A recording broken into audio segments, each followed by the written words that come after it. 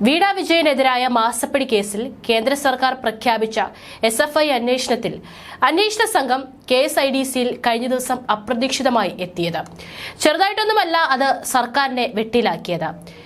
SFIO deputy director Arun പ്രസാദിന്റെ നേതൃത്വത്തിലുള്ള ഉദ്യോഗസ്ഥരുടെ സംഘമാണ് കഴിഞ്ഞ ദിവസം പരിശോധനയ്ക്കായി എത്തിയത്. അവരാണിപ്പോൾ കേരളത്തിൽ പരിശോധന നടത്തുന്നത്. CMRL 2 ദിവസം പരിശോധന നടത്തിയതിനു ശേഷമാണ് കഴിഞ്ഞ ദിവസം തിരുവനന്തപുരത്തെ ഓഫീസിലേക്ക് ഇവരെത്തിയത്. കേസിൽ നിർണായകമായ പലതും കണ്ടെടുത്ത് കഴിഞ്ഞിരിക്കുകയാണ് സംഘം. പക്ഷേ അപ്പോഴും കുലുങ്ങാത്ത പിണറായി ഇന്ന് ഡൽഹിയിലാണ്. കേന്ദ്രത്തിനെതിരെയുള്ള സമരത്തിലാണ്. മകളെ ഏത് നിമിഷവും കേന്ദ്ര അന്വേഷണ ഏജൻസികൾ വളയുമെന്നുള്ള ഘട്ടത്തിൽ നിൽക്കുമ്പോഴും പൂർണ്ണ ആത്മവിശ്വാസത്തിലാണ് പിണറായി വിജയൻ.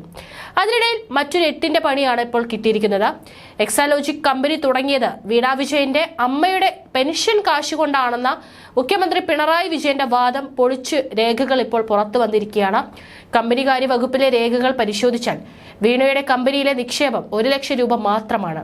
10,000 ഓഹരികളിൽ ഒന്നിന് വില 10 രൂപ. വീണ മാത്രമാണ് ഓഹരി ഉടമ. ഇതിനൊപ്പം ദീർഘകാല വായ്പയും കമ്പനിക്കുണ്ട്. 78 ലക്ഷത്തോളമാണ് വായ്പ. ഇത് വീണയിൽ നിന്നാണ് കമ്പനി വാങ്ങിയിരിക്കുന്നത്. യഥാർത്ഥത്തിൽ ഈ വായ്പയാണ് വീണയുടെ കമ്പനിയുടെ യഥാർത്ഥ മൂലധനം. കമ്പനികാര്യ വകുപ്പിലെ ഒരു രേഖ PC ജോർജിന്റെ മകനും എക്സാലോജിക്കിനെതിരായ പരാതിക്കാരനുമായ ഷോൺ ജോർജാണ് പുറത്തുവിട്ടത്. ഫേസ്ബുക്കിലൂടെയാണ് കോട്ടയം ജില്ലാ പഞ്ചായത്ത് അംഗം കൂടിയായ ഷോൺ ജോർജിന്റെ വിശദീകരണം എത്തുന്നത്. മുഖ്യമന്ത്രി നിയമസഭയെ തെറ്റിദ്ധരിപ്പിച്ചു. കേരള നിയമസഭയിൽ തന്റെ മകളുടെ കമ്പനി ഭാര്യ കമല വിജയന്റെ പെൻഷൻ കാശുകൊണ്ടാണ് തുടങ്ങിയതെന്ന് മുഖ്യമന്ത്രി കഴിഞ്ഞ ദിവസം നിയമസഭയിൽ പറഞ്ഞിരുന്നു.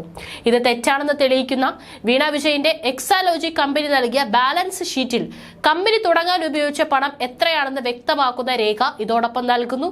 ഇതാണ് ഷോണിന്റെ ഫേസ്ബുക്ക് കുറിപ്പ്.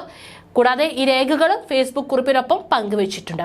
ഈ സാഹചര്യത്തിൽ മുഖ്യമന്ത്രിക്കെതിരായ പ്രതിപക്ഷം അവകാശ ലംഘനത്തിൽ നിയമസഭയിൽ നോട്ടീസ് നൽകും.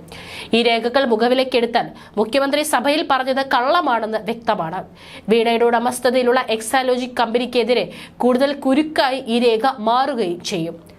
കരിമണൽ കമ്പനിയായ CMRLുമായി എക്സാലോജിക് നടത്തിയ ഇടപാടുകൾ അന്വേഷിക്കാൻ കേന്ദ്ര കോർപ്പറേറ്റ് കാര്യ മന്ത്രാലയം ഉത്തരവിട്ടതോടെയാണ് 2 വർഷത്തിലേറെയായി പുകഞ്ഞുകൊണ്ടിരിക്കുന്ന വിവാദം കൂടുതൽ കത്താൻ തുടങ്ങിയത്.